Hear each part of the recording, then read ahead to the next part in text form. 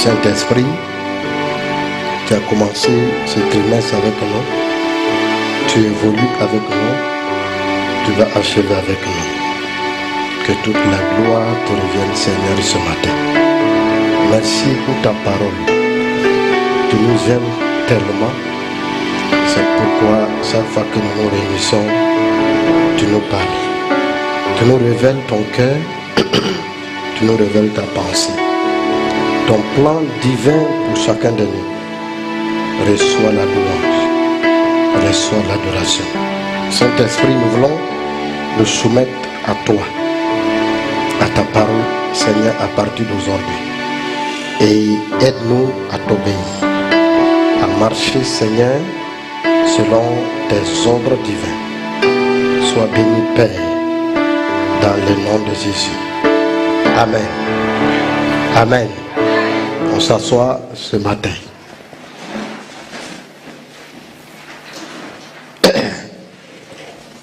Nous bénissons le Saint-Esprit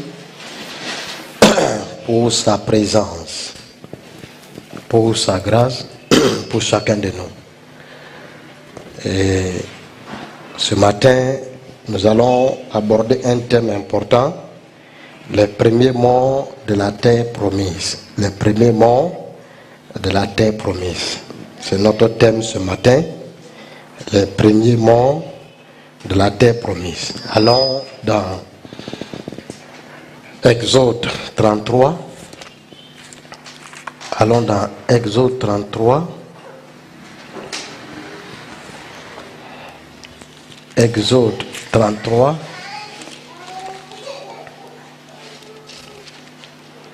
Nous lisons verset 14. Exode 33. Verset 14. L'Éternel répondit, je marcherai moi-même avec toi et je te donnerai du repos. Amen. L'Éternel répondit, je marcherai moi-même avec toi et je te donnerai du repos. Amen. Nous sommes à notre année de repos. Nous sommes à notre année de repos. Et Dieu nous promet ce matin que lui, il s'engage à marcher avec nous. Amen. Il a un but à atteindre. Il ne marche pas avec nous par plaisir, mais il marche avec nous pour nous donner du repos. En même temps, c'est une parole de promesse. C'est une parole de promesse dont Dieu accorde cela à Moïse. Moïse fit une prière. Il dit à Dieu, quand nous lisons le verset 12, que si maintenant j'ai obtenu ta faveur, fais-moi connaître tes voies. C'est la prière d'un homme. Fais-moi connaître tes voies et alors je te connaîtrai et j'obtiendrai ainsi ta faveur. Vois, cette nation est ton peuple. Le verset 14 n'est que la réponse de la prière de Moïse. Et Dieu vient, il dit, je marcherai moi-même avec toi et je te donnerai du repos. Il faut que nous réfléchissions bien sur cette parole. Parce que si nous ne prenons pas en considération la parole de Dieu, alors nous ne pouvons pas bénéficier des promesses liées à cette parole. Quand Dieu parle, on doit prendre en considération. Dieu dit, il s'engage personnellement. Il dit moi-même. Je pense que si un président de la République dit que moi-même je suis avec toi, alors tu peux taper ta poitrine, tu n'auras pas à avoir peur de quiconque ou n'importe quelle situation qui sera devant toi. Mais Dieu est plus grand que tout. Il dit à Moïse, ma face ira et je te donnerai du repos. Ma face ira. Quelle est cette face-là? C'est la face que nous voyons? Non.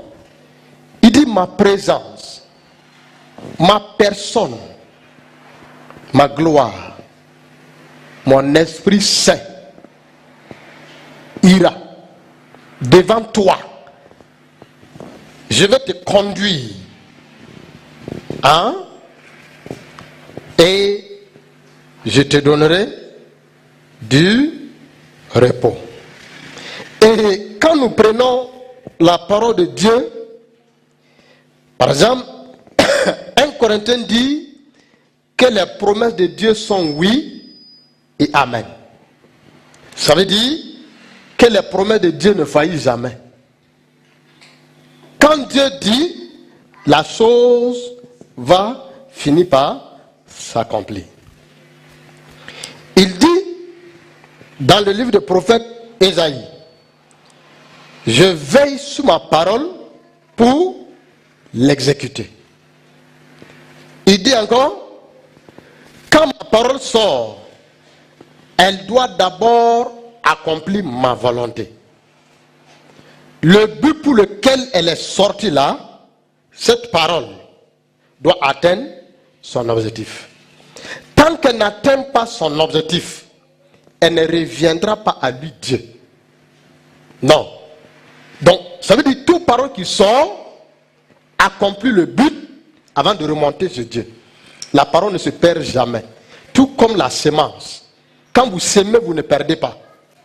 Vous avez donné à la terre un grain de maïs. Le grain de maïs va vous donner des épis de maïs. C'est la même chose que la parole de Dieu. Alors, un jour Dieu a dit à tout Israël, le temps viendra où une vierge en Israël va enfanter le Messie. Ça, c'est l'une des paroles du Seigneur. Parce que ici, là, ce n'est pas un homme qui parle. C'est Dieu qui parle. Il faut qu'on fasse le contour, le tour de tout ce que Dieu a dit. Et ça a eu son accomplissement. Prophète Ésaïe dit au peuple, un jour viendra où une vierge en Israël va enfanter un fils. Ah, sans un homme. Les gens ont pris comme c'était de la blague. Les années sont passées. Les années sont écoulées. Les gens ont oublié. Ésaïe même est mort. Il est parti, il est enterré. Mais, quand les temps se sont accomplis, pour vous faire comprendre que la parole de Dieu ne meurt pas, elle ne vieillit pas, elle ne se perd pas. Cette parole, un beau jour, l'ange Gabriel à la recherche de cette vierge. Le nom de la vierge n'a pas été donné. Ça pouvait être n'importe qui en ce moment-là, pourvu que la personne soit vierge. L'identité qu'on a donnée, ou le critère qu'on a donné, c'est une vierge. Mais on n'a pas dit Marie. Le prophète Ésaïe n'a pas dit Marie. L'ange Gabriel a la recherche de cette fille-là qui va se garder, ou qui s'est gardée, pure, sainte, pour le Seigneur.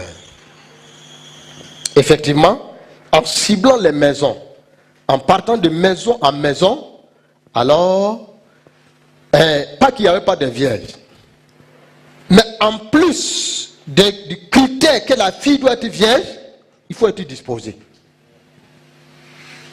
Ça ne sert à rien d'être vierge, c'est-à-dire que quoi? De payer le prix de la vie chrétienne sans être disposé. Parce qu'en un clin d'œil, Dieu peut passer, mais tu n'es pas visité. C'est ça, quand on dit vierge là, c'est la consécration. Ça ne sert à rien que je me consacre au Seigneur. Je paye le prix. Mais je rate l'habitation de Dieu. Tous les vierges, de tous les vierges là, la seule fille qui était disposée, c'était Marie. Tu peux être vierge et tu rates l'enlèvement ou la venue de l'époux. On voit les 10 vierges. Amen. Mais ils sont vierges et folles. Hein? Les 5 autres sont vierges et sages. Les sages n'ont pas raté la venue de l'époux. Mais les 5 folles ont raté la venue de l'époux. Effectivement, quand l'ange partait de maison en maison, alors on trouve Marie disposée.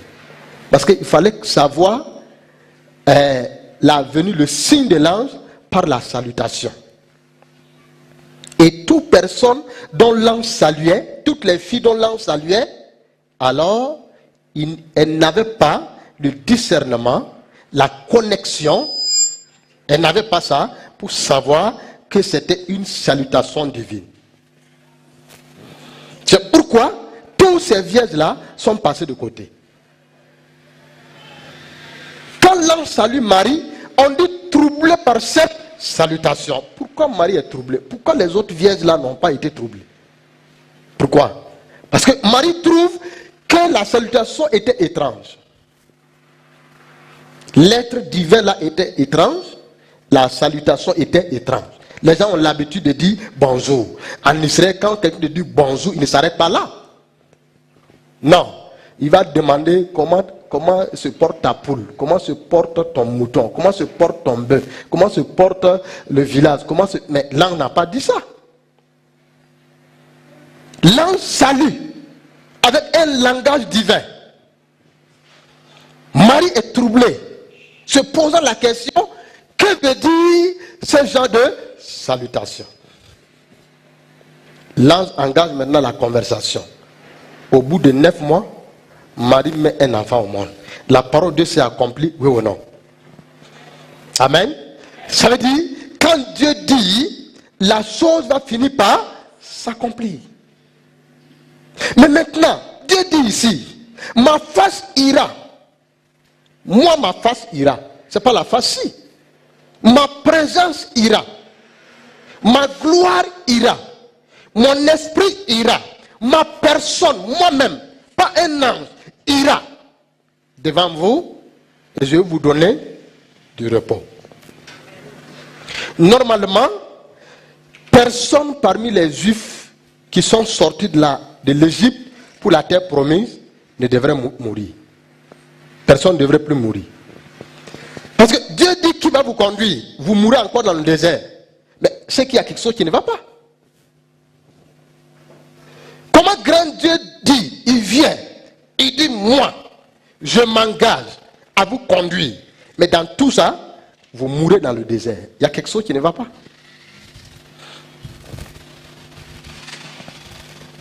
La présence de Dieu avec eux, autour d'eux, pour les conduire en Canaan, non seulement va leur donner du repos, va exclure la présence de la mort. Pourquoi? Parce que là où Dieu est, il n'y a pas la mort. Il ne peut pas avoir la mort. Mais pourquoi ils sont morts alors dans le désert? Pourquoi? Parce qu'il ne suffit pas de lire la Bible. Il ne suffit pas d'entendre la voix de Dieu. Il ne suffit pas, non, de recevoir quelque chose de Dieu. Mais qu'est-ce que tu en fais de ce que Dieu t'a dit?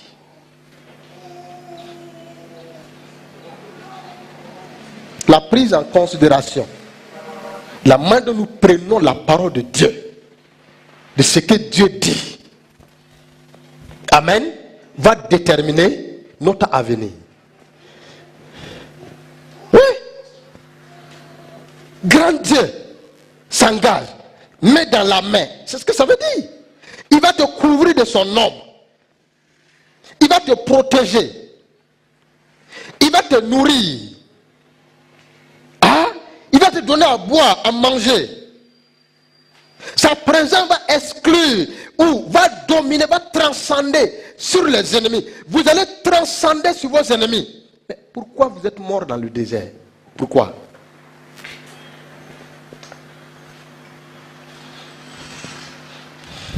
Est-ce que vous êtes là ce matin? Pourquoi vous êtes morts? Notre thème, les premiers morts de la terre promise. Ça c'est encore grave, hein? Ça c'est encore grave. Mais ils sont entrés, mais ils sont morts. Dès qu'ils sont entrés, ils sont morts. À quoi sert d'entrer dans la terre promise et mourir? Ou alors avoir ton bébé et mourir? Ça c'est une malédiction. Il y a quelque chose qui ne va pas. C'est comme une femme qui a crié à Dieu, qui a prié, qui a demandé: Dieu, donne-moi un enfant. Dès qu'elle a l'enfant, le jour de l'accouchement, elle meurt. Elle n'a même pas vu son bébé. Il y a quelque chose, il y a une malédiction quelque part. C'est pas normal. Vaudrait mieux de ne pas entrer que d'entrer et mourir. Dieu dit qu'il va me bénir. Alors effectivement, il me bénit. Dès que j'obtiens ma bénédiction, je meurs. Je laisse la bénédiction. Mais quand ils sont morts là, ils ont laissé leur héritage, non? Hein? C'est ça. Dieu a dit que chaque famille, chaque tribu, chaque personne aura sa portion de terre à Canaan, exceptionnellement les Lévites. Les Lévites n'avaient pas de part. Eux, c'est dans le temple. Ils sont là, rien que la louange et le sacrifice. Aujourd'hui, les Lévites, c'est rien que quoi? Prière, ministère de la parole. Ministère de la parole et prière. C'est ça le rôle des pasteurs. Mais quand le pasteur n'a plus ses revenus, mon ami, il va laisser la prière, il va aller dehors. Quand vous voyez votre pasteur aller dehors, c'est qu'il n'a plus de revenus. Lisez bien la Bible. Au temps des rois là, lisez très bien. Quand les sacrificateurs, quand les Lévites n'avaient plus les portions, n'avaient plus les offrandes, mais ils ont abandonné le sacerdoce. Vous croyez qu'ils vont manger quoi? Ils vont manger quoi? Dieu dit qu'ils n'ont pas de terre. Ce ne sont pas des cultivateurs. Et ils ne font pas le champ. C'est vous qui partez faire le champ, vous apportez dans la maison de Dieu. C'est ça. Aujourd'hui, on a converti. Le champ, c'est quoi? C'est ton salaire là, c'est ton travail. Le boulot que tu as là, c'est ça. Mais le sacrificateur, le Lévite, lui, il n'a pas de boulot, il n'a rien. Lui, sa part, c'est Dieu. Mais maintenant, le peuple, vous avez les terrains. On dit Canaan là, Josué a partagé à tout, à chacun. Les Lévites ont dit, mais et nous, Dieu a dit à Moïse que vous n'aurez pas de part. Votre part, c'est Dieu et les offrandes du peuple. Mais comme les offrandes n'entrent plus, ils sont partis. C'est pourquoi vous allez voir, lisez la Bible, le temple de Mika là. Le temple de Mika, c'est l'absence des offrandes et du désordre et la présence des désordres qui a amené ça. Mais le peuple, comment vous pouvez entrer dans une terre promise? Dieu a parlé. Il a parlé, vous êtes entrés. Dès que vous êtes entrés, vous êtes morts. C'est terrible. La mort des gens du désert, dans le désert là, ne vous a pas servi de leçon. Moïse est mort dans le désert, ça ne vous a pas servi de leçon. Aaron est mort dans le désert, ça ne vous a pas servi de leçon. Hein? Les fils de Corée sont morts. Quand ils sont rebelles là, ils sont morts dans le désert, ça ne vous a pas servi de leçon. Parce qu'il y a eu les morts dans le désert, il y a eu les morts dans la terre promise. Mais pour le désert encore, c'est mieux. Seulement que dans le désert, il n'y a eu que 2 survivants. Et je vous ai prêché ici. Les 2 survivants du désert, c'était Josué et Caleb. Tous les 600 000 hommes là, tous sont morts où? Dans le désert. Maintenant, cela ne vous sert pas de leçon. Vous sortez de l'Égypte. Les gens sont morts devant vous. Et Dieu, la parole de Dieu s'accomplit pour vous. Vous entrez en Canaan. Vous n'êtes même pas l'ancienne génération. Vous êtes la nouvelle génération. Vous entrez en Canaan. Dès que vous êtes arrivé en Canaan là, vous mourrez. La mort est venue vous prendre. Vaudrait mieux de ne pas entrer. C'est comme tu entres au ciel, mais tu es cordonnier au ciel. C'est toi qui coules les chaussures des gens au ciel. Ah, tu as été cordonnier aussi à terre, mais tu es cordonnier. Tu laves les habits des gens. C'est quel ciel ça? Hein? Tout le prix que tu as payé sur la terre là, toi tu arrives au ciel, tu laves les habits. Tu es bonne. Tu laves les habits aux gens. C'est quel ciel? Tu veux le genre de ciel là? Est-ce que vous êtes là ce matin?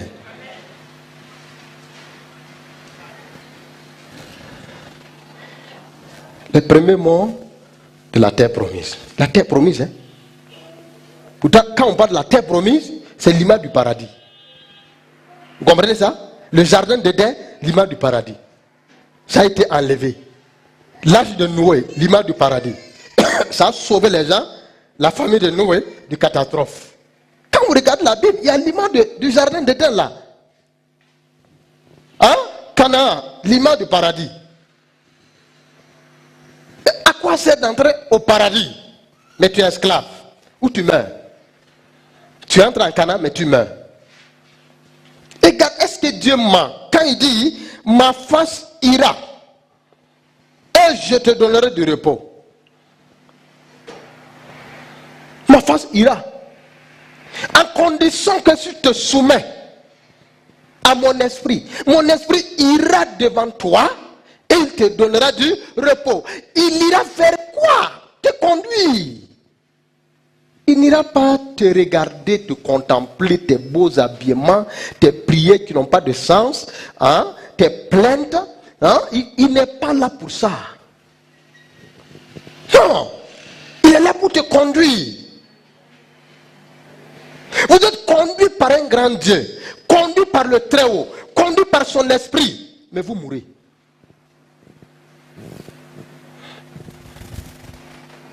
Dès que Dieu a parlé, lisons Nombre 10, 33. Quelqu'un va me lire là. Nombre 10, verset 33. Nombre 10, verset 33. Rapidement. Nombre 10, verset 33. Oui. Il partit de la montagne de l'Éternel et marchait 3 jours. L'arche de l'alliance de l'Éternel partit devant eux et fit une marche de 3 jours pour leur chercher un lieu de repos. Mais est-ce que vous comprenez ça? Dieu dit dans Exode, ma face ira, hein? Et je te donnerai du repos. Dans Exode, il a dit ça. Ma face ira. C'était une promesse. Mais après Exode, on va Lévitique. Après Lévitique là, la promesse est accomplie. Nombre. Dieu dit, il partit de la montagne de l'Éternel. Donc quand Dieu disait, ma face ira là, ils étaient où? À la montagne de l'Éternel. Ils étaient au mont Sinaï. Quand vous lisez Exode 28, 29, 25 même, en montant, vous allez voir, ils sont campés là. Moïse est monté sur la montagne. Il a parlé à Dieu. Dieu a donné sa promesse. Dès que Dieu a parlé là, Dieu a commencé à accomplir ces promesses là. La promesse de Dieu s'accomplit là. Parce que quand Dieu dit, la chose va toujours s'accomplir. Dieu s'arrange pour que la faute ne soit pas de son côté. Toujours. Il a dit, ma face ira. Maintenant, Nombre 10, verset 33. Il partit de la montagne de l'Éternel et marchait 3 jours. On dit maintenant, l'arche de l'alliance. L'arche de l'alliance, c'est qui? Le Christ. Hein? Nous ne sommes plus conduits par l'arche, nous sommes conduits par qui? Par le Saint-Esprit. Cette arche-là, c'est Christ. Hein? Qui est mort sur la croix enseveli. Il est monté au ciel. Il est revenu sous forme du Saint-Esprit. De jour de la Pentecôte, il n'est plus jamais reparti. Le jour qu'il va partir, il part avec l'église. On dit l'arche de l'alliance de l'Éternel partit devant eux. Et fit une marche de 3 jours. Regardez comment Dieu fait. Il fait de telle sorte que lui, il est en avance 3 jours de marche. Pour que tu puisses atteindre là où lui il est, il faut que tu marches 3 jours. 3 jours sans t'arrêter. Donc Dieu est en avance. Il a pris les précautions pour te chercher un lieu de repos. On dit l'arche est allée devant eux. La promesse est en train de s'accomplir comme ça. L'arche va aller devant eux pour 3 jours de marche pour les chercher un lieu de repos. Normalement, Israël ne devrait plus mourir ou échouer devant des situations dans le désert. Pourquoi? Dieu est devant vous 3 jours en avance. Ça veut dire, Ça veut dire quand Dieu passe ici, tout est déblayé. Il n'y a ni serpent, il n'y a ni rien, il n'y a pas la mort, il n'y a pas les ennemis, il n'y a pas la maladie, il n'y a pas la pauvreté, il n'y a pas tout ce que vous connaissez qui est désagréable. Il n'y a pas. Parce que Dieu vient de passer là. Il a ouvert la piste. Il a ouvert la route. Vous venez seulement, c'est ça la vie chrétienne. Hein? La vie chrétienne, ce n'est pas que je crée mon chemin à moi. Non. Dieu a ouvert la route. Je marche aisément dans cette route-là. Mais si moi je cherche à créer le chemin par moi-même, mon ami, je ne vais pas réussir. Parce qu'il y a les embûches, il y a la forêt, il y a toutes sortes d'épines. Mais lui, il vient, il déblaye. Il ouvre le chemin. Il dit marche-y.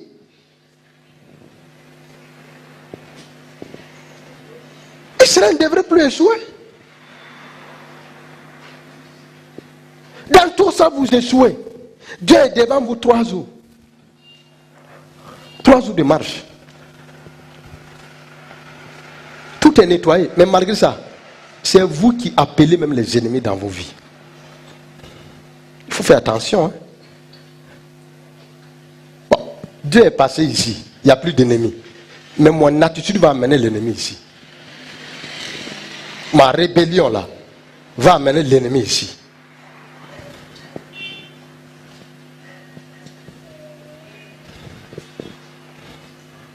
Dieu passe là.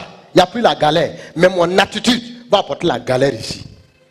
Il n'y a plus la malédiction. Mais mon attitude va attirer encore, va appeler la malédiction là. Pourquoi? Parce que j'ai été rebelle. Pourtant Dieu vient de passer. Mon attitude est importante. Hein? Face à la parole là, quand Dieu parle, quelle est mon attitude?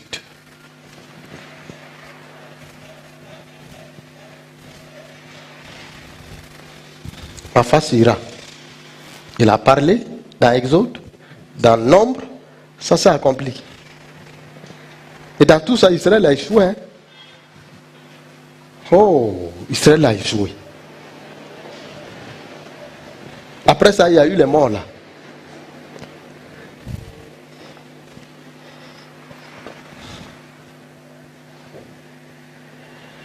Il y a eu les morts.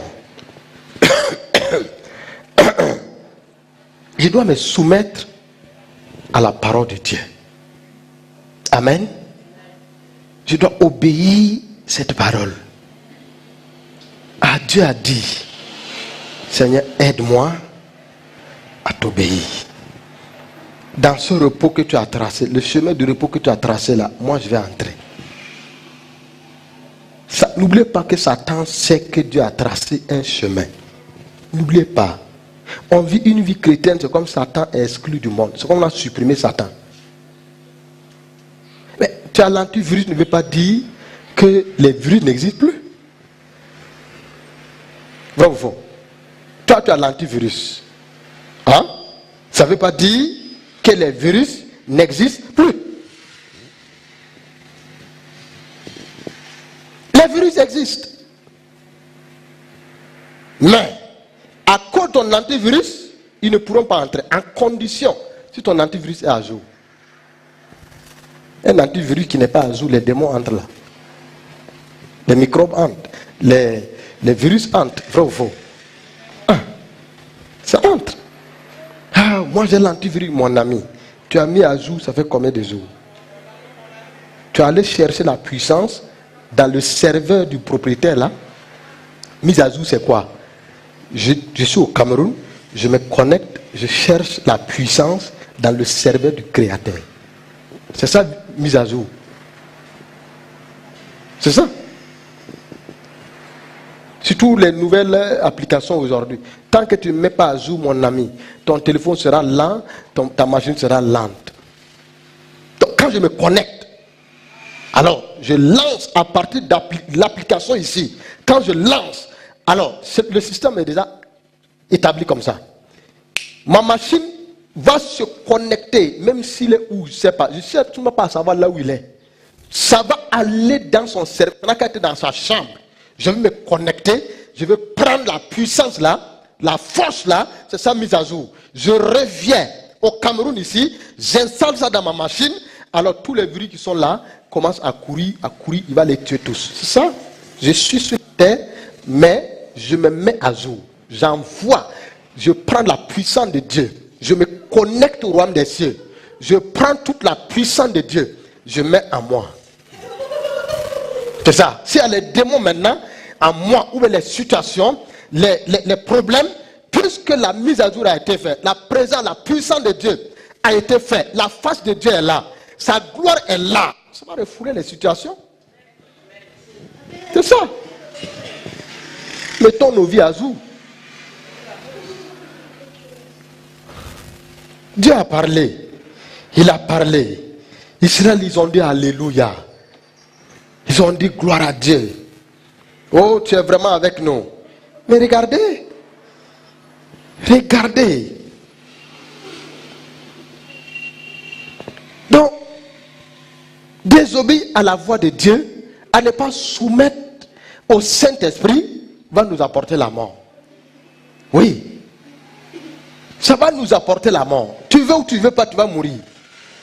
Parce que tu as refusé l'autorité. Le Seigneur est l'autorité. Il a parlé. Au lieu que tu te soumets à sa parole, toi tu refuses. Mais la mort va venir. La mort n'a pas été supprimée là. Non. Les problèmes n'ont pas été supprimés dans le monde. La mort de Jésus n'a pas supprimé la mort. Non. La mort de Jésus n'a pas supprimé la maladie. Il a vaincu la maladie. La maladie est là, mais il a vaincu. En condition, si toi tu obéis, la maladie va partir. Mais si tu n'obéis pas, la maladie reviendra. C'est ça.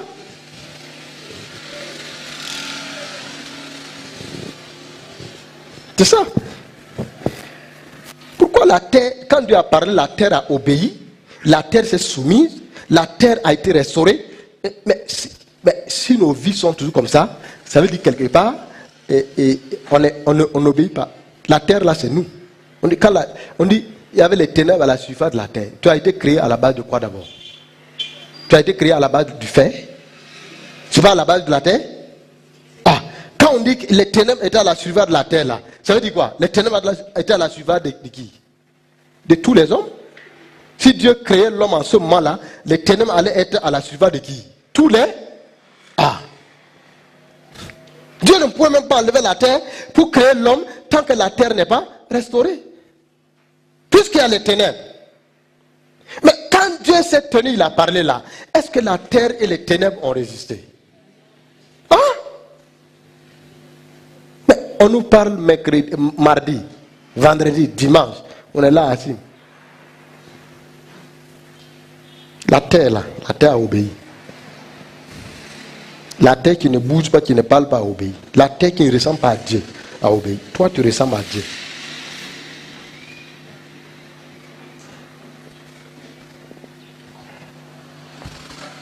Allons voir les premiers mots de la terre promise.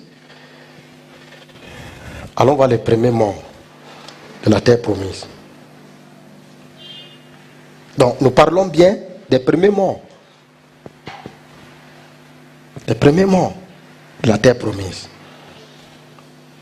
Lisons Deutéronome 30, verset 19. Bon, avant ça, Dieu s'est arrangé. Bon, lisons d'abord Deutéronome 30, 19. Et on va, avant d'évoluer, avant de voir les premiers mots de la terre promise, qu'est-ce que Dieu dit encore? Deutéronome 30, verset 19. Qu'est-ce qu'il dit? Il va encore, c'est-à-dire, donner encore une autre clé à Israël pour que Israël ne soupe pas. Il a parlé, ma face ira. Dès qu'il a parlé dans nombre là, il a accompli la parole. Dès qu'il a accompli sa parole, il donne maintenant une clé pour que Israël ne choue pas. Malgré ça, Israël a échoué. Lisons Deutéronome 30, verset 19. J'en prends aujourd'hui à témoin contre vous le ciel et la terre. J'ai mis devant toi la vie et la mort, la bénédiction et la malédiction. Ouais. Choisis la vie afin que tu vives, toi et ta postérité. Ah. Est-ce que tu comprends ça? Vous êtes là ce matin? Dieu dit, ma face ira. Il va accomplir dans nombre. L'alliance allait devant eux 3 jours de marche pour les chercher le lieu de repos. Parole accomplie. Formidable. Quand Dieu dit, la chose s'accomplit. Hein? Si ça ne compte plus pas pour moi, ça veut dire qu'il y a quelque chose qui ne va pas quelque part. Est-ce que vous êtes là ce matin? Maintenant, Dieu s'arrange encore. Il donne notre clé. Pour que l'homme ne vienne pas dire que, ah bon, Dieu, quand tu as parlé, pourquoi tu ne m'as pas aidé à... Non, Dieu ne t'aidera pas. Ah Dieu, mais pourquoi tu ne m'as pas aidé à ne pas désobéir, mon ami? Tu as une volonté. Même l'enfant qui est sorti de toi, à un moment donné, te refuse. L'enfant est en train de manifester sa volonté. Dieu dit maintenant dans Deutéronome 30, verset 19, il dit à Israël, écoutez Israël, j'en prends aujourd'hui témoin, à témoin contre vous le ciel et la terre. J'ai mis devant toi la vie et la mort, la bénédiction et la malédiction. Ah, si Dieu s'arrêtait là, on va dire non mais c'est pas possible. Tu as mis la vie et la mort, la bénédiction et la malédiction. Dieu n'est pas fou. Il dit, je te conseille, choisis la vie. Il dit, moi je te conseille, choisis la vie. C'est moi qui fais le choix. C'est mon choix qui détermine si je veux mourir ou pas. C'est moi qui fais le choix. Dieu te propose. Il dit, j'ai mis devant toi. Comme tu es tellement fermé dans la tête, tu ne sauras pas. Parce que la mort brille. La malédiction brille. La vie brille. La bénédiction brille.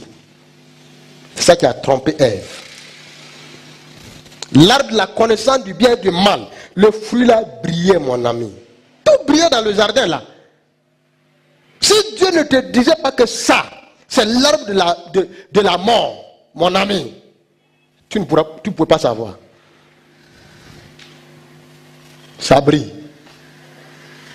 Comme tu es tellement attiré par les choses de la terre, si je ne te conseille pas encore, tu vas aller prendre la malédiction. Tu vas dire Alléluia. Pourtant, c'est la malédiction que tu as pris. Tu vas aller porter la mort. Tu vas dire le Seigneur m'a béni. Je vais témoigner à Péniel que Alléluia, le Seigneur m'a béni. Pourtant, c'est la mort que tu as portée comme ça. Mais Dieu te dit, tu es sans discernement.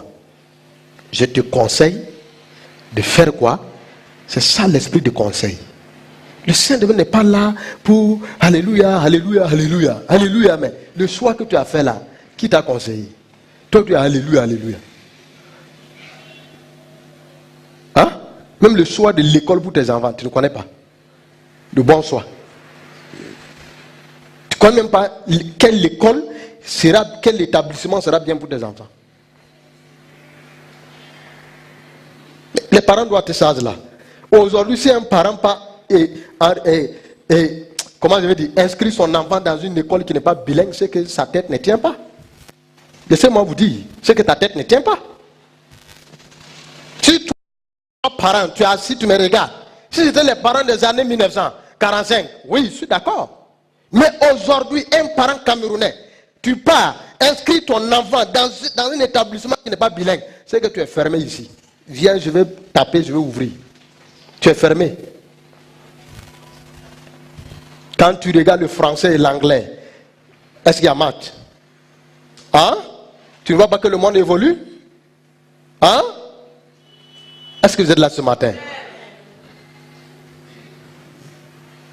Oui, toi, tu as inscrit ton enfant où? Là où on parle français. Vous parlez français à la maison, vous parlez français à l'école. Je vais te cogner ta tête là. Tu peux inscrire dans machin? Dans bilingue? Ah, je n'ai pas les moyens. Quels moyens?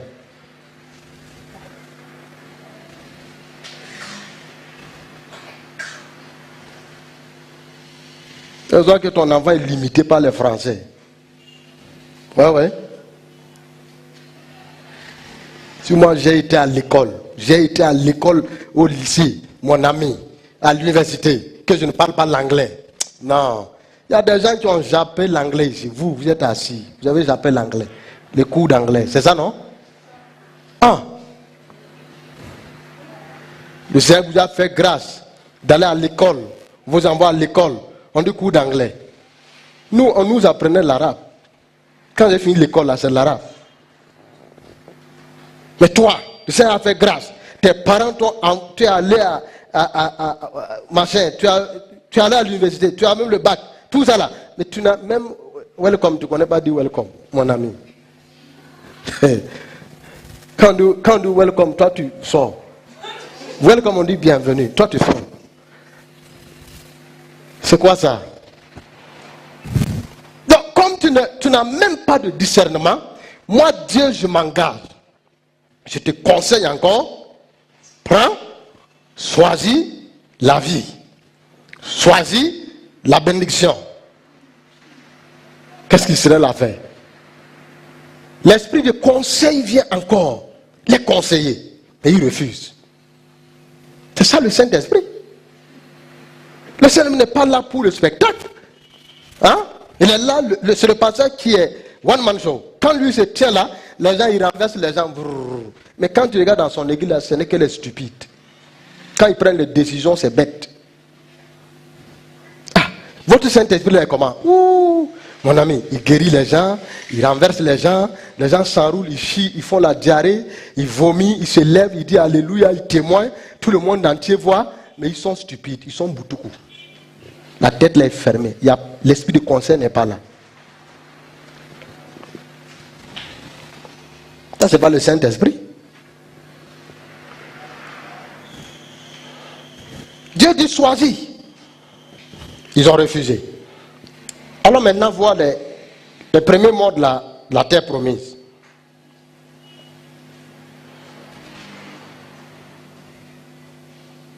Nombre 13. Nombre 13.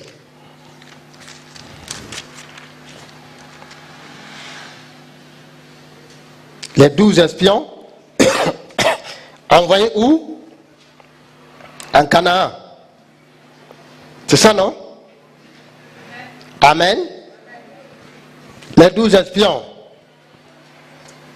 envoyés en Canaan.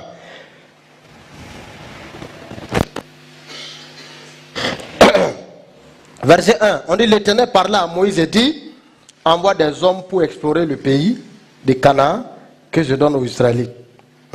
Vous enverrez un homme de chaque tribu de leur père. Chacun d'eux sera un prince.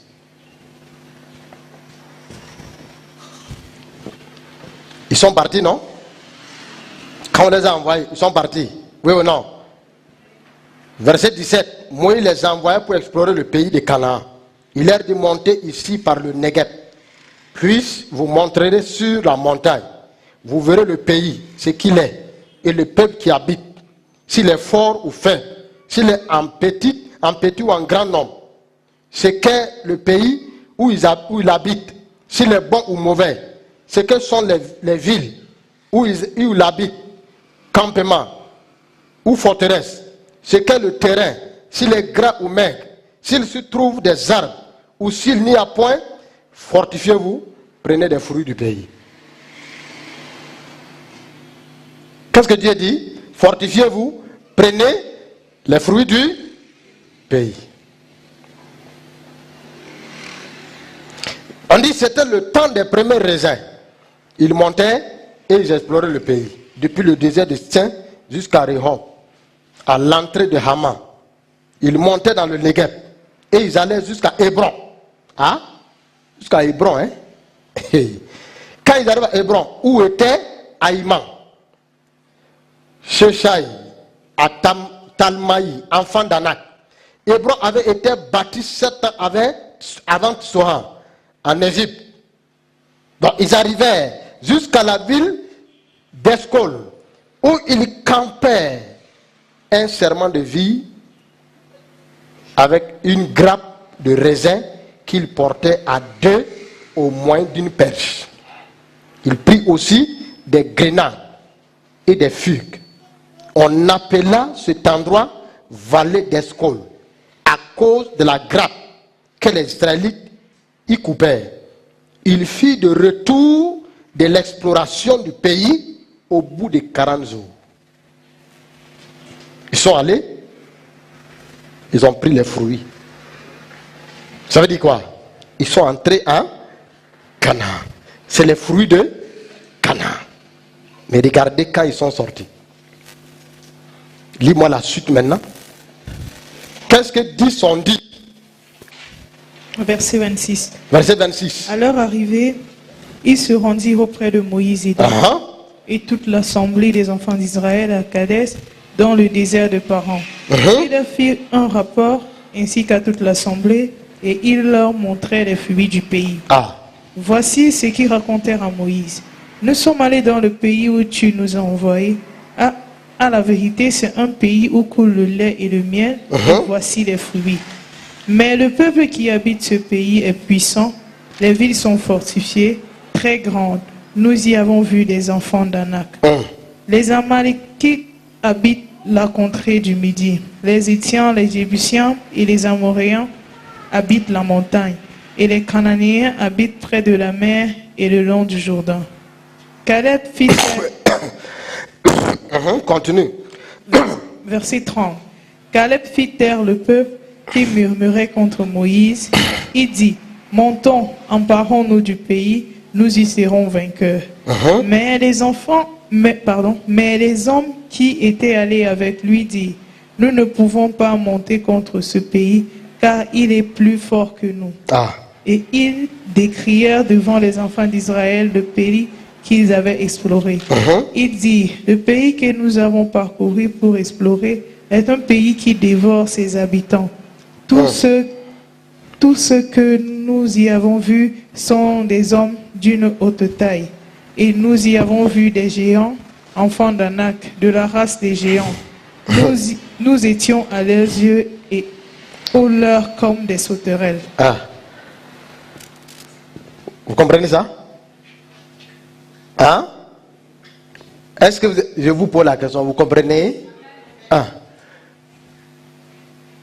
Regarde un rapport, regarde le rapport des gens. C'est ça qui va les tuer. C'est ça là, c'est le rapport aussi qui va les tuer. Dès qu'ils ont dit ça, allons maintenant au chapitre 14. Verset 10. 14, verset 10. Toute l'assemblée parlait de les lapider lorsque la gloire de l'Éternel apparut sur la tente d'assignation devant tous les enfants d'Israël. Et l'Éternel dit à Moïse, jusqu'à quand ce peuple me méprisera-t-il? Jusqu'à quand ne croira-t-il pas en moi, malgré tous les prodiges que j'ai faits au milieu de lui? C'est bon. Lis maintenant au verset 36 à 38. Tu vas comprendre. Verset 36. Les hommes que Moïse avait envoyés pour explorer le pays et qui, à leur retour, avaient fait murmurer contre lui toute l'assemblée en décriant le pays. Ces hommes qui avaient décrié le pays moururent frappés d'une plaie devant l'Éternel. Josué, fils de Nun, et Caleb, fils de Jephné, restaient seuls vivants parmi ces hommes qui étaient allés pour explorer le pays. Est-ce que vous comprenez ça? Donc, normalement, quand ils sont allés explorer le pays là, après le rapport, ils devaient aller directement entrer dans la terre promise. Mais si le rapport était positif, convenait à Dieu, s'ils avaient fait le rapport de la foi, comme Josué et Caleb, directement, ils devaient entrer. Là, ils devaient se lever là et entrer. Mais comme le rapport a été négatif, toute la communauté d'Israël, les 600 000 hommes, ont adhéré leurs pensées. Dieu a dit, vous allez encore rester 40 ans dans le désert. 40 ans là, c'est pour vous tuer un à un. Je vais vous tuer un à un. Ma main va vous atteindre un à un. Vous ne saurez pas, mais c'est moi qui vous tue. 40 ans là, c'est peut-être pour finir. Premièrement, avec les 10 espions d'abord. Deuxièmement, avec les 600 000 hommes. Je vais vous tuer tous un à un. Dès que je finis de vous tuer l'ancienne génération, je vais faire entrer la nouvelle génération. Ça ne va pas tarder.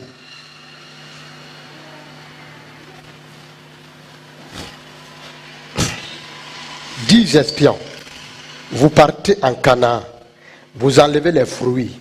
Vos pieds ont foulé la terre de Canaan. Vous avez vu tout ce que Dieu a dit. Le lait et le miel coulent. Vous revenez, vous mourrez sans entrer.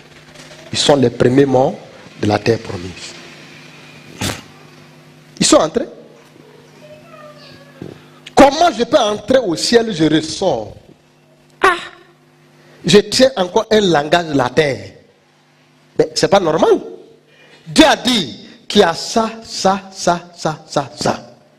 Il y a les Cananéens. Donc, le fait qu'il y a le lait et le miel n'exclut pas les Cananéens. Ils sont là. Les Cananéens veut dire que quoi? Vous devez comprendre. Quand on dit les Cananéens, c'est y compris avec les fils d'Anak.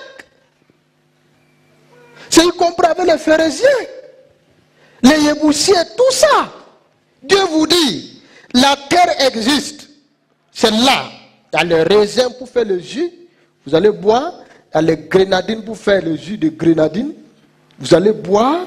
Ça va vous remonter. C'est le jus naturel. Hein? Ce n'est pas grenadine, n'importe quoi là. Non. Ça va vous remonter votre sang. Ça va vous remonter votre vie. Tout est là. Et quand vous arrivez, 12, effectivement, quand vous entrez, vous avez vu tout ce que Dieu a dit. Vous avez vu le lait, vous avez vu le miel, vous avez vu les raisins, vous avez vu les grenadiers, vous avez vu toutes les ressources, vous avez vu les Cananéens. Même là où ils sont là, sur les montagnes, tout, Dieu n'a pas menti. Tout est clair et net. Et vous ressortez, vous tenez un langage. Dieu dit, vous ne pouvez plus entrer là-bas. Je vais vous tuer tous. Ils sont morts. Sans entrer. À quoi sert d'entrer dans ma bénédiction? Je meurs. Mais c'est pas possible. Donc ça veut dire quelque part, je n'ai pas obéi, je n'ai pas cru à ce que Dieu m'a dit. Josué et Caleb ont dit non, fortifions-nous. Si l'Éternel est avec nous, nous allons remporter la victoire. On va prendre possession de la nation. Ils ont dit jamais. Il y a les filles d'Anak. Nous étions à leurs yeux comme des sauterelles. C'était à leurs yeux. Nous étions comme des sauterelles. Ah! Mais même sauterelle a une puissance, vrai ou faux? Tu as déjà vu sauterelle ravager toute une nation? Tu n'as pas vu ça? Quand tu lis les prophètes là, on dit quoi? Là où la sauterelle a fait quoi? Dévorer quoi? La gazelle quoi? Qu'est-ce que Dieu va faire quoi? Il va restaurer, non? Bon, tu ne connais pas encore les sauterelles. Ce n'est pas les petits sauterelles là. Va chez nous. Va chez nous. Les sauterelles peuvent couvrir ici, jusqu'à Bafoussam. Les sauterelles, ils sortent la nuit, dans le désert. Quand ils couvrent ici, quand ils se lèvent le lendemain, il n'y a même pas les feuilles. Il n'y a pas les feuilles. Tu n'as pas encore vu ça? Mon ami, les sauterelles se posent là, sur ta sémence. Hein? Quand Dieu veut punir les gens, les sauterelles se posent là. Le lendemain, il n'y a plus de sémence. La famine vient. Mais si vous étiez des sauterelles, envahissez-les. Appliquez la méthode, hein? La stratégie des sauterelles. Pourquoi vous avez cru que vous êtes des sauterelles? Vous êtes sans force. Vous êtes réduits aux sauterelles. Moi, je vous ai amené au niveau de ma présence. Ma présence, ma gloire ira devant vous. Je vous ai élevé. Vous êtes rabaissés. Comme vous êtes des sauterelles, on va vous manger comme des sauterelles. Vous allez mourir dans le désert. Voilà les tout premiers morts du désert. 10 espions ont tué 600 000 hommes. C'est pourquoi quand il y a un problème dans une nation ou dans une assemblée, ne mets pas ta bouche. Hein? Sinon tu vas mourir. Qu'est-ce qui a occasionné la mort de 600 000 hommes? Un à un. Progressivement, les gens mouraient. On les enterrait tous dans le désert. C'est les 10 espions là. Ceux qui sont venus dire, c'est ça. Les gens ne sont pas sages. Quand il y a un problème, il dit, donc c'est comme ça. Lui aussi met sa bouche. Il veut bien écouter, mon ami. Tu es en train de polier tes oreilles. Tu vas mourir. Les choses comme quand tu entends, tu dis, je n'ai ni vu ni connu. Tu fuis. Non, je ne suis pas dedans. Moi, je suis de ton côté. Je suis du côté de Caleb et Josué. Mais ils ont dit, ah bon? Et ils sont allés même de maison en maison. Hein? Les espions là sont allés de maison en maison. Demain, si Moïse vous demande que dites que nous on ne peut pas. D'ailleurs même pleurons toute la nuit. Ils ont battu campagne. Toute la nuit, pleurons. 600 000 hommes ont commencé à pleurer. Josué et Caleb sont restés fermes dans leurs décisions. Ils n'ont pas dit, parce que 600 000 hommes pleurent, est-ce qu'on ne s'est pas trompé? Caleb, viens. Tu sais, le rêve est humain. Répentons-nous et allions-nous aux 10. Non. Le Saint-Esprit dit, vous êtes sur la bonne voie. Ils ont écouté la voix du Saint-Esprit, vous êtes sur la bonne voie. Dieu a dit que sa face ira. C'est ça, sa face est là. Ce qu'il vous a montré là, c'est les yeux, vous avez vu avec les yeux de Dieu. Ne doutez pas, restez ferme. Les gens pleurent. 600 000 hommes, y compris avec la femme de Josué, la femme de Caleb, les enfants de Josué, les enfants de Caleb, tous pleuraient. 2 contre 600 000. Moïse était entre deux camps. Je vais à droite ou je vais à gauche. Je vais devant ou derrière. Ah, je reste neutre ou quoi? Il y a des gens comme ça. Quand il y a un problème, il dit non. Si je vais à droite, je serai de l'autre côté. Si je vais à gauche, je préfère rester neutre. Rester neutre n'est pas bien. Il faut décider d'être du côté de la vérité. Amen. Dieu bénit quand vous êtes du côté de la vérité. C'est ça. Dieu donne la longue vie quand vous êtes du côté de la vérité. Il donne la prospérité. Vous entrez dans votre héritage quand vous êtes du côté de la vérité. C'est ça. C'est comme ça qu'on a enterré les premiers morts de la terre promise. Regardons maintenant les derniers morts de la terre promise. Toujours dans l'esprit du premier, hein? Regardons Akan. Akan, son nom veut dire inquiétude. Les gens qui s'inquiètent là, tu seras comme Akan, hein? Il faut faire attention. Pourtant la Bible dit, ne vous inquiétez de rien. Faites connaître à Dieu tous vos besoins. Pas des prières, des supplications, avec des actions de grâce. Mais son nom, quand sa maman l'a mis au monde là, on l'a présenté, on dit, mais l'enfant là s'appelle Akan, inquiétude. C'est ça qui va le tuer. Bon, fais attention, hein. Les noms que tu donnes à ton enfant. Ah non, c'était le nom du grand-père, mon ami. Grand-père, hein? Grand-père, c'est qui? Tu connais sa vie? Ah non, mais tu sais, c'est notre grand-mère. Elle était gentille. Gentille par rapport à quoi? Gentille par rapport à... C'est parce qu'elle n'insulte pas les gens? Tu sais pas que les sorciers sont les plus gentils? Peut-être la grand-mère était sorcière. Ah non, la grand-mère là nous aimait. Mais là, le sorcier aime tous ses enfants. Mais il va manger dehors. On ne donne pas les noms pour donner. Ah, l'enfant que tu as accouché là, tu vas surnommer qui même? C'est le nom de qui? Est-ce que tu ne vas pas me surnommer? Te surnommer, hein? Mon enfant a son identité. Mon enfant doit avoir sa personnalité à lui. Surnommer quoi? On surnomme les gens?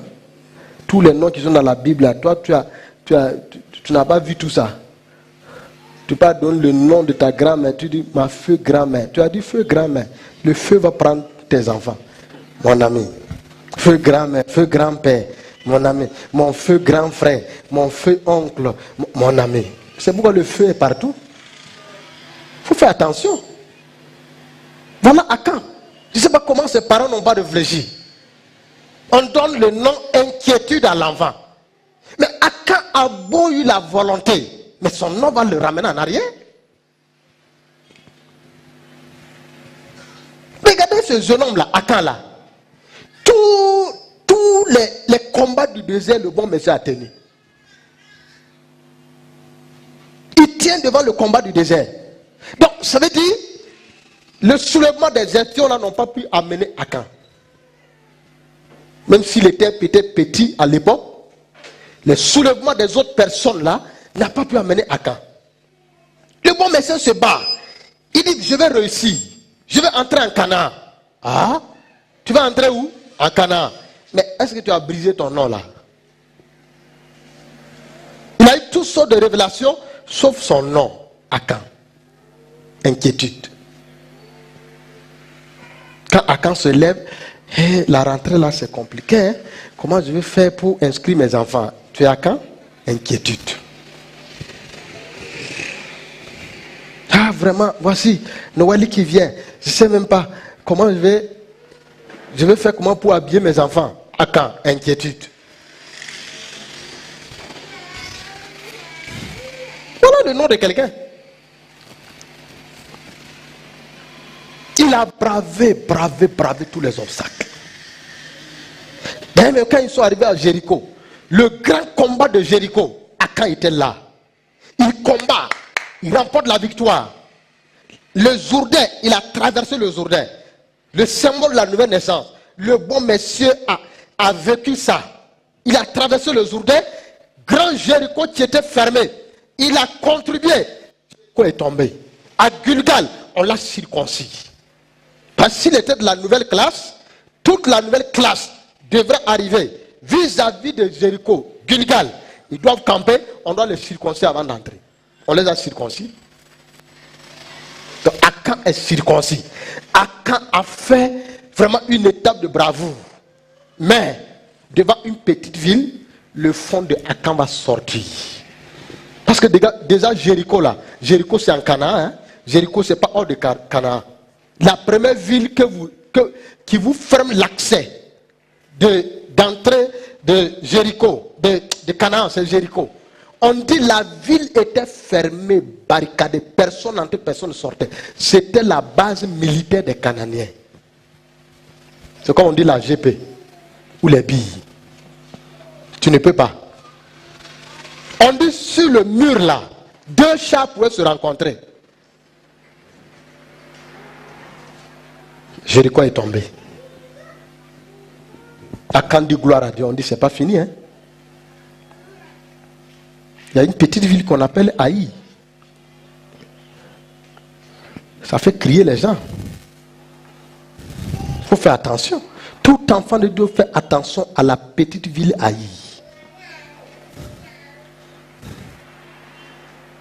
Vous avez vaincu Jéricho. Vous êtes déjà en terre promise. Hein? Mais la dernière ville, la dernière ville, parce qu'il y a Haï, il y a Gabaon. Quand vous finissez Haï, vous allez attaquer Gabaon. Dès que vous attaquez Gabaon, c'est bon. Vous allez partager le pays. Mais les gens ne savent pas. Ah, je suis né de nouveau. On t'a circoncis, tu es né de nouveau. Oui. Alléluia. Je m'en vais en Canaan, mon ami. Est-ce que tu as rencontré Jéricho? Je me suis baptisé, j'ai traversé le Jourdain. Très bien. Tu as terrassé Jéricho? C'est ça. Quand tu es nouveau converti là, tu es au niveau des Jourdains. On chante les cantiques, tu vas dans l'eau. Moi j'ai décidé de suivre Jésus. Moi j'ai décidé de suivre Jésus. C'est ça. C'est ça les nouveaux convertis, non? Quand ils sortent de l'eau, ils ont un autre chant. Le chant là, les nouveaux convertis aiment chanter ça. Amen. Et je vais vous montrer leur poster. J'irai. Mon ami, quand l'abbé va le piquer, on dit tu ne peux pas plus. Il dit non. Attends d'abord, je ne peux pas. On chante le chant là. J'irai. Quel que soit le temps que cela mettra, j'irai. On acclame. Voilà les nouveaux. Vous avez chanté ça, vous avez laissé. Annoncer l'évangile au beau dimanche, j'irai. Oh, mon ami. Relevez, relevez tous ceux qui sont tombés. J'irai. Demain lui-même il va tomber. Tu vas le relever. J'irai. Alléluia. Rien ne m'arrêtera sur le chemin. J'irai. Rien ne peut m'arrêter. Ni la distance, encore moins la souffrance. Hey. Je braverai le soleil C'est ça. et les tempêtes. Ah. Et je combattrai au nom de l'Éternel. J'irai.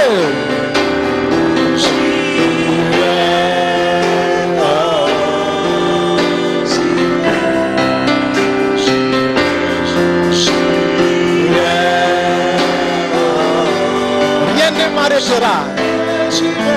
Rien ne m'arrêtera. Rien ne m'arrêtera sur le chemin. Et la distance en envers la souffrance. Je braverai le soleil et les tempêtes. Et je combattrai au nom de l'Éternel. Vous avez tous chanté ça, non? Hein? Demain après demain, je chante. Fais quelque chose de nouveau. Mon ami, tu n'es pas bleu? Non.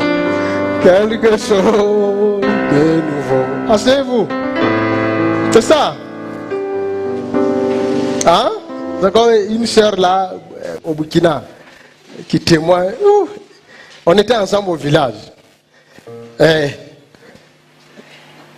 L'appel était en moi, c'est elle qui est venue, elle a bousculé. Parce qu'elle était la première personne dans notre église, bon, puisqu'elle est venue d'ailleurs, elle a fait son stage de formation. C'est comme ça. Chez nous, quand quelqu'un est persécuté, on peut l'envoyer chez un pasteur, et il reste là-bas, parce que quand il croit, les musulmans, ils viennent de la famille islamique, on le persécute. On peut l'envoyer, on peut le prendre, on l'envoie chez un pasteur. Il passe le temps là-bas. Donc, cette sœur-là est venue dans notre village. Alors, elle était engagée. Elle et moi, on était toujours... On parlait rien que de l'évangile. Rien que de l'évangile. L'appel, l'appel, l'appel. Pape, le Seigneur a fait un miracle. Elle est partie. Elle est partie à Jeunesse en mission. Quand elle est partie, moi, j'étais plus tranquille. Alors, un an après, le Seigneur m'appelle. Je pars. On s'est perdu de vue depuis des années. C'est dernièrement qu'on s'est retrouvés sur les réseaux sociaux. Elle est mariée. Elle dit, l'appel qui était en elle, Jeunesse en mission, a bousculé ça, c'est-à-dire réveillé. Et quand elle est rentrée dans son village. Alors, après, elle s'est mariée. Le zèle était tellement fort que mettait la pression à ses leaders. Moi, je vais aller en mission, envoyez-moi. Parce qu'ils sont à l'école biblique. Ils vont finir l'école, on va les envoyer comme des pasteurs. On lui a dit, mais est-ce que tu parles en langue? Tu ne parles pas encore en langue. Cherche le parler en langue. Elle s'est battue, prier. Le jour que le parler en langue l'a pris. Il y avait un pasteur qui était venu diriger la prière dans leur église. Le Seigneur dit par la bouche du pasteur qu'il y a une femme ici. Le Seigneur va beaucoup l'utiliser. Mon ami, elle qui a cherché le parler en langue pendant des années fatiguée, l'onction l'a porté derrière. Elle l'a renversé. Tu le parles en langue. Quand elle se lève de là, elle dit maintenant je parle en langue. Envoyez-moi en mission. Les leaders ont dit, mais attendez. Elle met la pression. Ok, un jour, elle n'a pas dormi, elle rêve. Elle dit qu'elle était venue au Cameroun.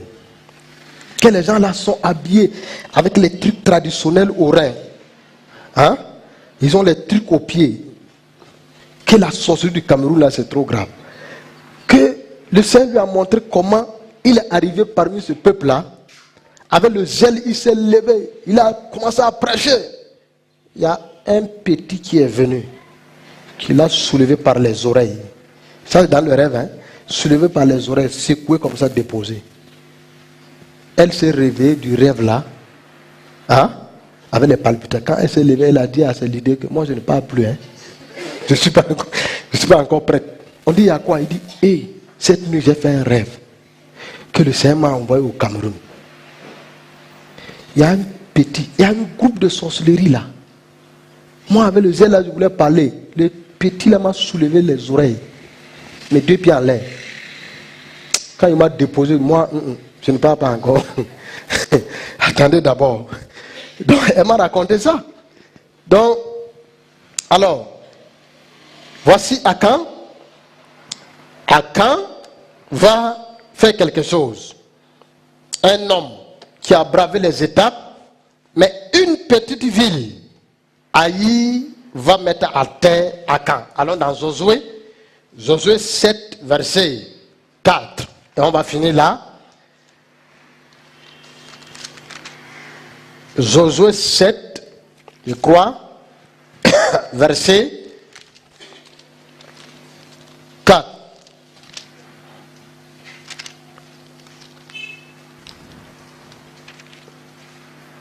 Verset 4. 3000 hommes dont environ se mirent en marche, mais ils prirent la fuite devant les gens de... Bon, lis-le au verset 3, on va comprendre. Ils revinrent auprès de Josué. Les espions revinrent auprès de Josué. C'est ça, et lui dit, il est inutile de faire marcher tout le peuple. Il est inutile de faire marcher tout le peuple. 2 ou 3 000 hommes suffiront pour battre Haï.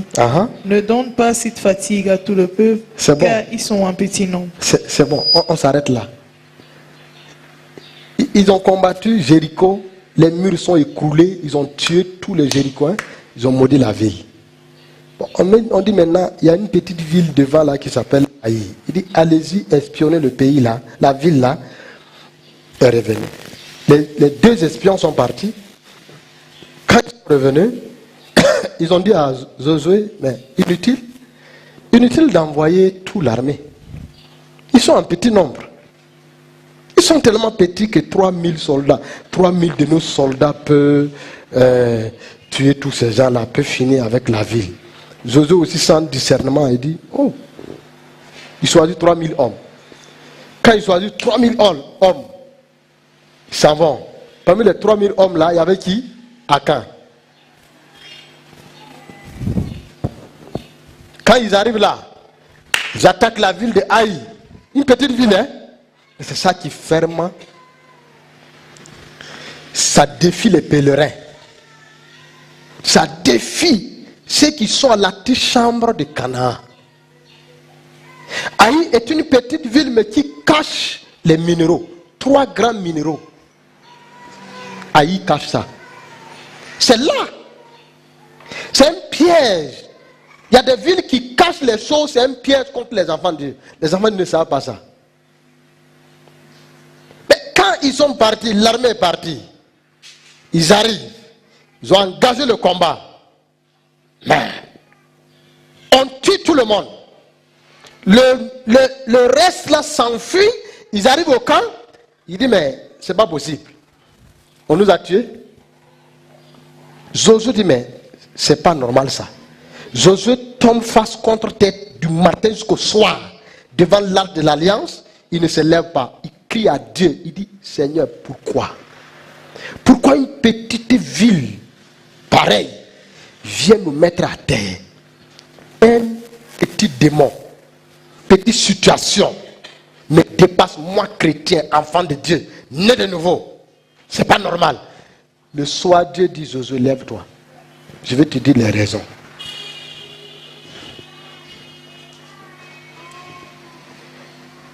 À Haï, il y avait un lingot d'eau qui pesait 50 kg, comme un sac de ciment. Un lingot d'or, comme un sac de ciment. Il y avait une toge d'une rare beauté qu'on n'a jamais vue. Il y avait l'argent.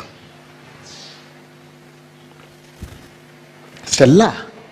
Et Dieu a dit, Dieu a vu ça, il a dit à Israël, tout ce que vous allez rencontrer, voué à l'interdit.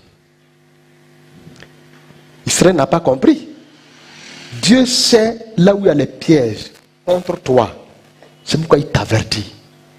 Et quand Akan a vu ça, Akan a dit, oh là là, mes inquiétudes vont finir aujourd'hui.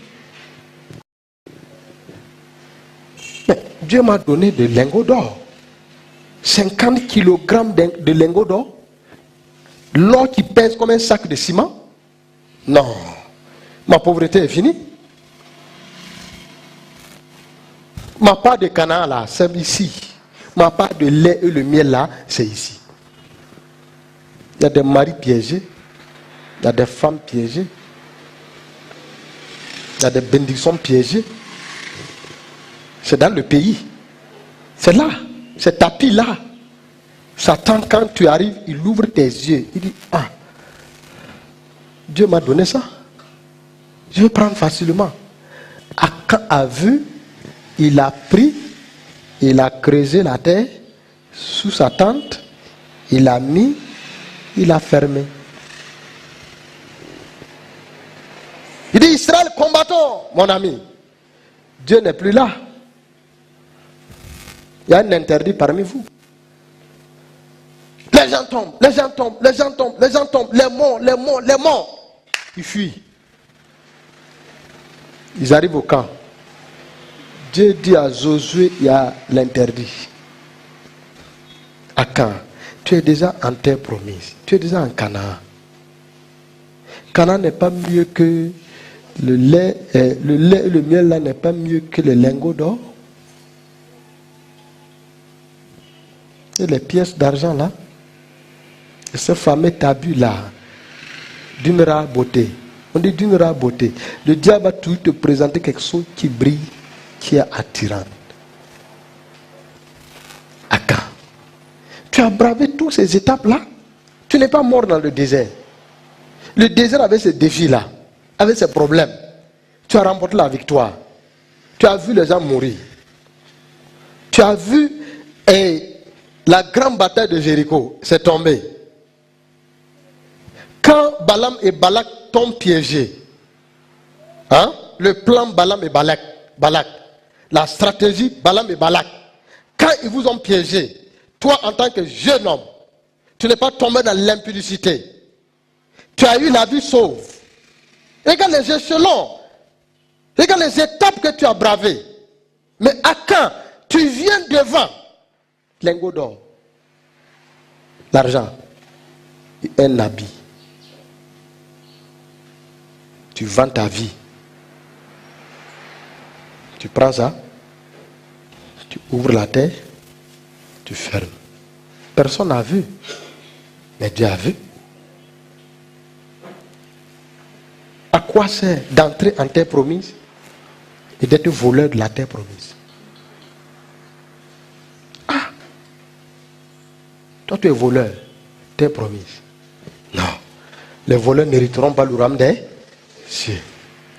Akan doit mourir. Dieu dit à Josué, appelle tout le monde. Ils ont appelé tout le monde. On va examiner chacun.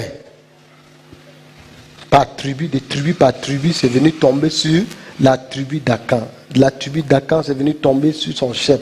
De son chef, c'est venu tomber sur Akan. Akan dit, je vais dire toute la vérité, sans rien cacher. J'ai vu, j'ai pris, j'ai caché.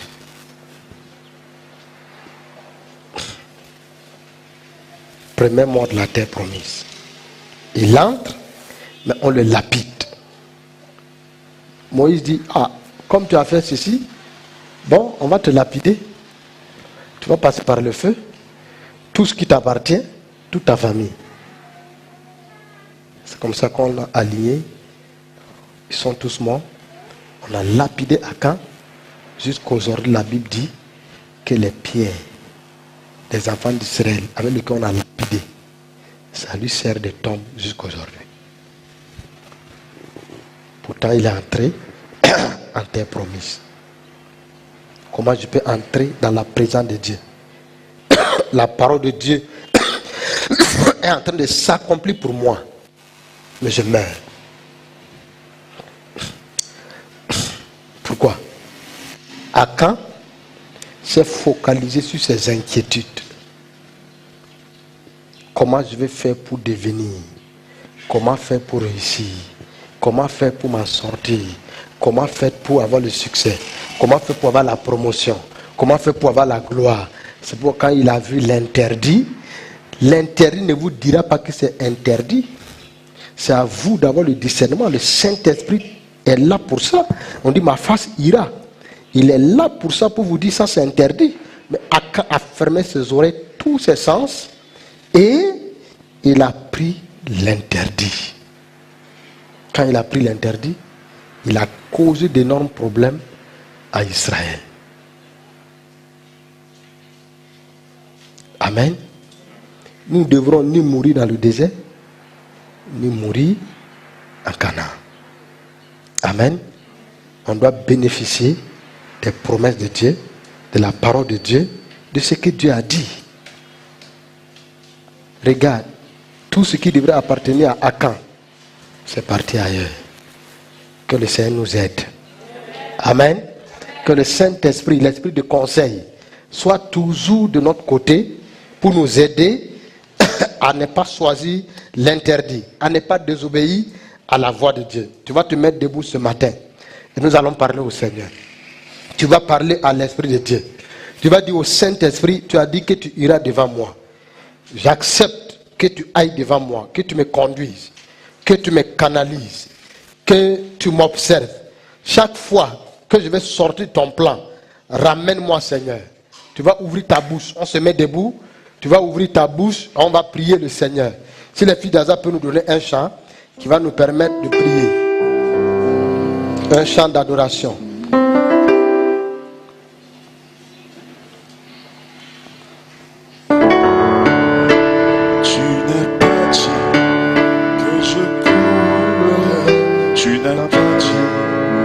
Je sombrerai, tu as dit. Alors dans notre mort, tu n'as pas dit que je courrai, tu n'as pas dit que je sombrerai, tu as dit. Alors de l'autre bord, alors de l'autre bord, tu n'as pas dit.